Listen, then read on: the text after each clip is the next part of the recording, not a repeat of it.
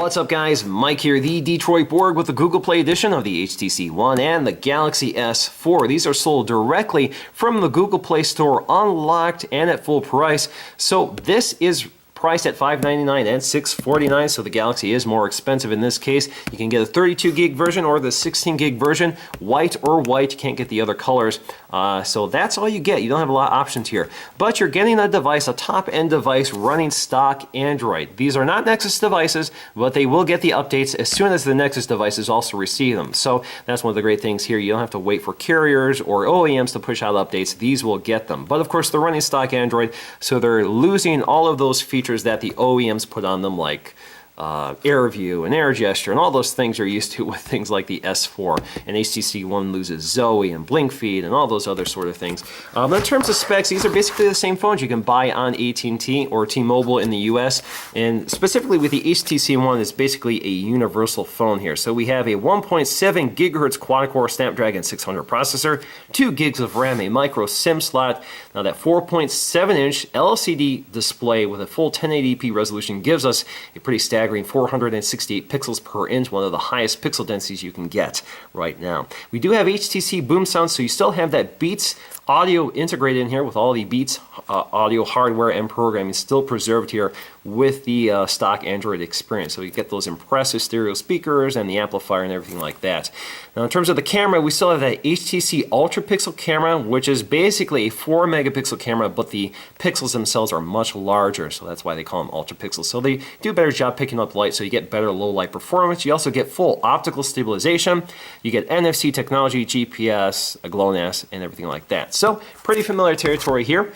So that is the HTC One. Now, onto the Galaxy S4. The S4 again is the quad-core edition, so we get our 1.9 gigahertz quad-core processor, 2 gigs of RAM as well, a 13 megapixel rear-facing camera, 2600 milliamp hour battery, an infrared blaster, a 4G LTE capability here, of course. Now the HTC One also has that infrared blaster built into the button, but of course they're missing the software features that come with the OEM installation, so you have to find an app to use that IR blaster.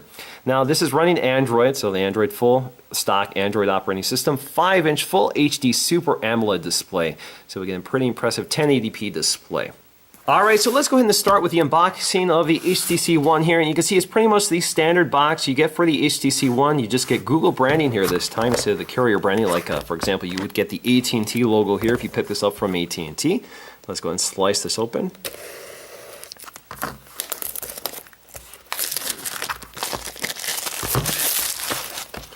We lift the lid.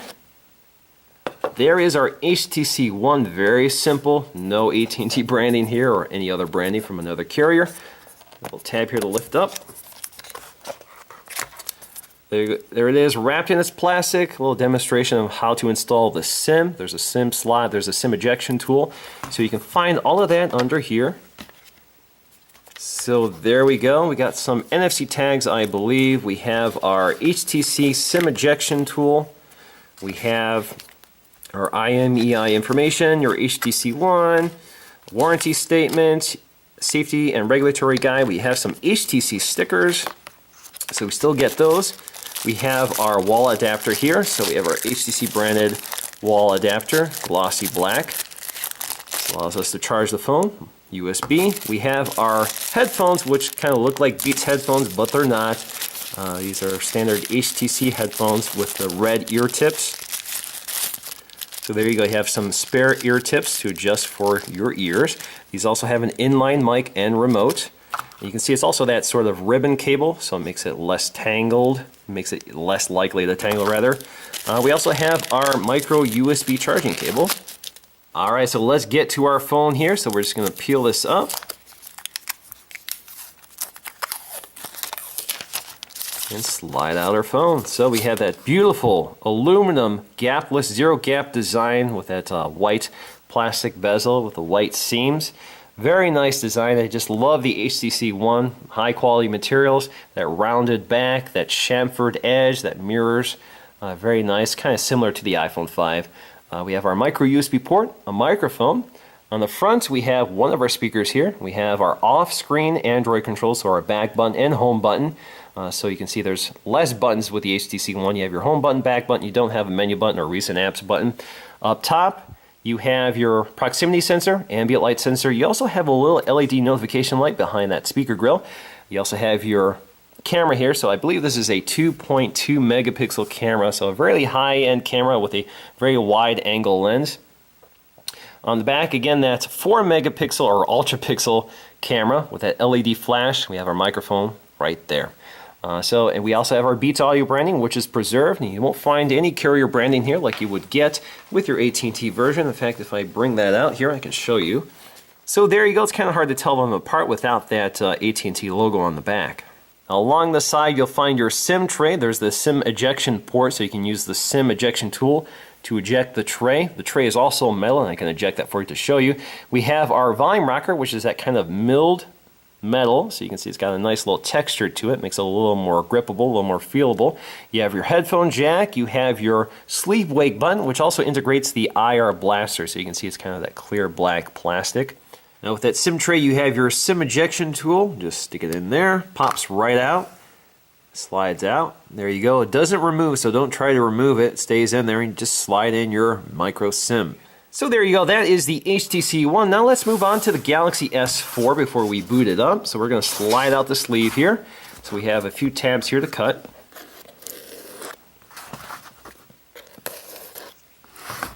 We're going to lift up. There is our Galaxy S4. Again, very simple branding here. You don't find a lot of advertisement on here. You don't see Super AMOLED or NFC or anything like that. So we should be able to tip it out here. There is our phone. Let's just set this aside for just a moment. Take a look at the contents. So we have our Galaxy S4 quick reference guide. Slide this out. You can see Google, Samsung. There you go. Basically shows you about the ports, the buttons, that sort of thing. Health and warranty safety guide. We also have our micro USB charging cable. We have our wall adapter. You can see the side mounted USB port, Samsung branding. We have our ear tips for our headphones. So we have our standard Samsung headphones, again with the inline microphone right there and remote control. And we also have our very large battery here. So again, this contains the NFC technology as well. This is again 2600 milliamp hours. So again, the NFC technology is built into the battery, not the back of the phone. So let's move on to the phone and take a look. So here we go. We're just going to peel off the plastic, wrapping the phone.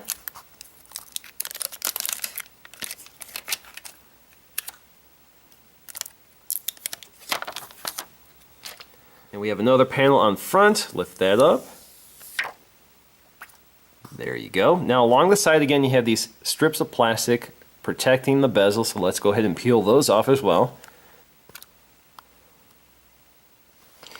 And we also have a piece of plastic covering the camera lens, which I notice is often forgotten. I see it's still stuck on a lot of phones. Just peel that off, and there we go. Alright, so there is our GS4, pretty familiar territory here. Samsung branding, LED flash, that 13 megapixel camera with autofocusing, stabilization, 1080p, lots of camera features there. We have our speaker grill back here with that raised bump to make sure it doesn't get covered up when you lay it on the table.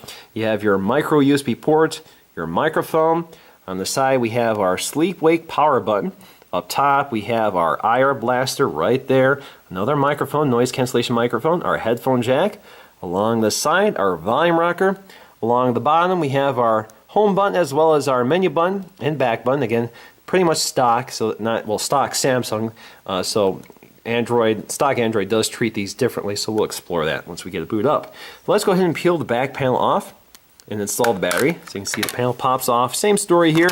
You have your micro SD card slot and SIM. So that's your SIM, micro SD. Now, as you can also see back here, we still have these electrical connections which work with some Samsung accessories, specifically the wireless charger, which I reviewed in a previous video, so this will work with the stock version. We also have our speaker grill down here. So let's go ahead and install our battery. So I'm just going to drop this in and put our cover back on. So in fact, if you look inside the cover, you see just nothing. It's just a thin piece of plastic. Alright, so there you go. Again, it looks exactly like a stock white GS4. You can see we have that pattern to the back panel, that sort of woven pattern. Very nice. You can see it's also on the front. It's a little more pronounced if you have a black GS4, but there you go. I really like that design. I think it actually looks pretty sharp. It is all plastic, but you can see along the edge you kind of have a metal sort of design here. Again, it's just plastic, but they've done a nice job here, I think, with the overall design. I actually really like the GS4. I know it gets picked on a lot because it's made out of plastic, but I think they do a nice job with the material quality as well as the design. Alright, so let's go ahead and boot these up for the first time. I'm just going to tap and hold their power buttons, so they're in different locations.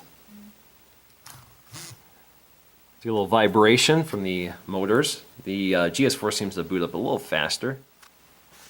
So we get a little different boot animation here. Looks like the HTC One screen brightness is dialed down a bit. Let's go ahead and select English. You can see the GS4 did start a little quicker. I'm going to skip that. Connect to my Wi-Fi and type in my password, and boy, the HTC One is taking its time. Alright, so I've logged into my Wi-Fi network and we're ready to log into Google. Alright, so I've authenticated my Google account. I'm going to restore from my Google account and keep it backed up. So let's go to next.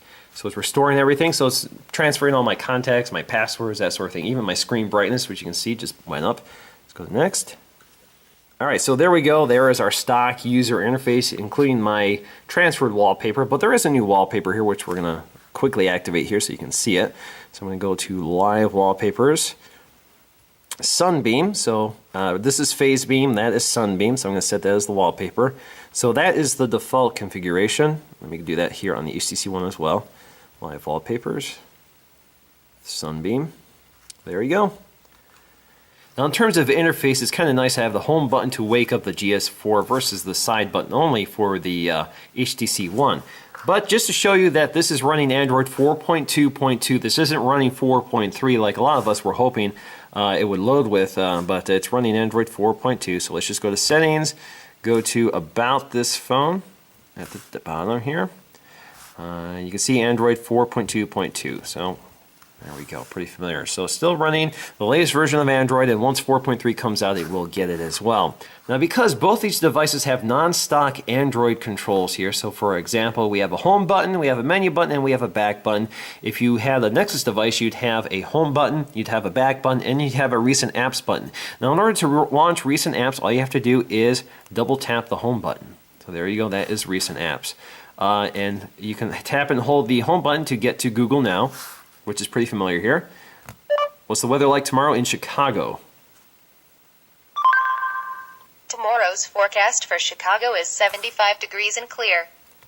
So there you go. Now in terms of the HTC One, same story. Tap and hold the home button to get to Google Now. And double tap the home button to get to the app switch or the recent apps. Now the GS4 also has this menu button here, which Nexus devices don't have. The HTC One doesn't have a menu button at all. So both devices handle this a little differently. So if we go to Chrome here, for example, you can see we have the menu control up here on the HTC One. We have it down here on the GS4. So a slight difference there. Now if we go to the lock screen, you can see we can swipe to the right. We get to our widgets. You can keep swiping. You can add more widgets if you want. But you can also swipe to the right to launch the camera. So that allows you to quickly launch the camera app. Now if you go to home, it takes us to the home screen. You swipe down, you can see your notification panel. And you can use the two-finger swipe to get to your quick settings. You can jump to your settings right here. There you go. Now, the only real difference here in terms of settings is if you go to sound here, you see we still have Beats Audio, which you can toggle on and off. The GS4 does not have that. So you do get the benefits of Beats Audio in this phone. Now, although you have Beats audio processing going on in the background on the stock version of the HTC One, you don't get that little Beats icon in the top here like you do with the full version of the HTC One. Now the camera app has also been redesigned here. So for example, if you want to adjust any of the settings, you just tap anywhere on the screen and you can swipe your finger to any one of them. So for example, if we go to HDR, activate HDR, that's how we do it. Now you see HDR. We can also go to our exposure value and we can cycle between the exposures here. So we're just going to go to the 0. We can also go to our settings for more options. So that's our geolocation, our timer. This is picture size, so we can change the picture. So you can see 13 megapixels there. We also can switch the camera mode or switch the camera from rear facing to front facing. So let's go back. There we go. Same story with the HTC One. So just tap and hold your finger, go to your exposure, tap and hold to go to flash mode, switch the camera around. So there you go. Works just the same on each device. You can also change these things just by tapping the settings icon here, and it will stay on the screen no matter what you're doing. So, for example, if you tap and hold on the screen, as soon as you lift your finger away, it goes away, so that can be a little annoying for people. So this is a way of quickly accessing those things for you. Now the camera still has those modes here. So for example, we have standard still mode, we have video mode, we have our panorama, and we also have our sphere. So this allows us to take a photosphere just like we're used to with the Nexus devices.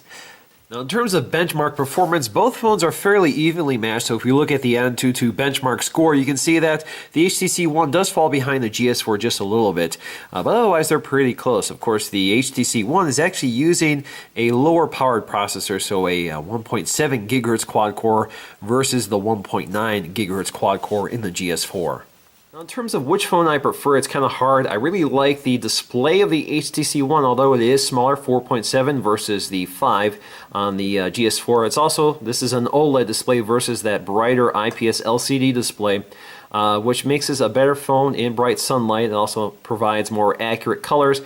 Perhaps not as vivid or not as impressive when you're looking at it versus the GS4, but both displays are superb and very sharp and clear. Both phones perform flawlessly with stock Android. They're very quick. There's no lag here. TouchWiz definitely lags a lot on the GS4. It's definitely one of the drawbacks of the GS4 is TouchWiz is just how laggy it is. You get a lot of features, but you get a lot of lag and a lot of stalling, which I don't really care for, but I really like the GS4 hardware. I like the large display. I like the form factor. It's thinner and lighter than the HTC One. I also like the fact that we have a home button here on the front, and I like the positioning of the buttons here. I really don't care for the sleep-wake button positioning on the HTC One. That's something I do get used to over time, but it's definitely not as ergonomic as having it by your thumb here and having the volume rocker on this side like you get with the GS4. So overall, the GS4 just feels more ergonomic. You also get a higher megapixel camera, which although you have the ultra pixel sensor in here, ultra pixel requires a lot more processing than the stock version can provide, so that's something to consider. The 13 megapixel can't go wrong. You do get better low light performance with the HTC One, but generally speaking, you get sharper pictures with the GS4. Now you also have to remember that the GS4 does give you the capability of swapping out the battery, so you can carry a spare battery in case the battery runs down. You do get much better audio quality out of the HTC One. That is a huge benefit here, both over the headphone jack and the speakers. All of that has been preserved with the stock version of Android, so that's great. Definitely a big selling point for me with the HTC One is the audio, and I thought if the stock version would wipe out those benefits, then that's a big downside, but they don't. They preserve it for the stock version, so that's fantastic. And certainly you get a much higher quality build and design, that nice aluminum construction, zero gap construction, which looks almost perfect on the stock version here. I don't see any gaps like you did with the initial batch of the HTC One when it launched.